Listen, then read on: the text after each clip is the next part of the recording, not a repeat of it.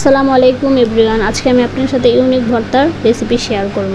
এখানে আমি ফার্স্টে কড়াইতে তেল গরম করে নিলাম, পেঁয়াজ রসুন দিয়ে এখন ভালো করে ভেজে নেব। এখানে পেঁয়াজের পরিমাণটা বাড়িয়ে দিয়েছি, পেঁয়াজের পরিমাণটা বাড়িয়ে দিলে খেতে দারুণ হয়।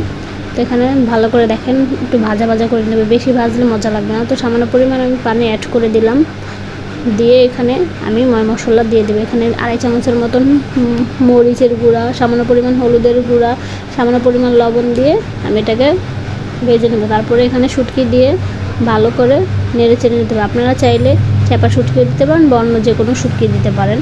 তারপর যখন তেলটা আস্তে আস্তে করে উপরে ভেসে আসবে তখন বুঝতে হবে যে এটা ভাজা প্রায় শেষ। তারপরে এখানে সামান্য পরিমাণে ধনিয়া পাতা দিয়ে একটু ভাজা ভাজা করে আরেকটু আপনারা পরিবেশন করতে পারেন। বেশি ভাজলে আবার জিনিসটা পুড়ে যেতে পারে বা তিতো হয়ে যেতে পারে। তারপর গরম গরম ভাতের সাথে পরিবেশন করতে পারেন। এখানে সামান্য পরিমাণ লেবু দিলে তো অনেক মজা হয়। আলহামদুলিল্লাহ অনেক মজা হয়েছিল। চাইলে আপনারা বাসায় ট্রাই করতে পারেন। আর কে কোথা থেকে দেখতেছেন ভিডিওটা অবশ্যই কমেন্টে জানিয়ে যাবেন। ভালো থাকবেন, সুস্থ থাকবেন। আসসালামু আলাইকুম।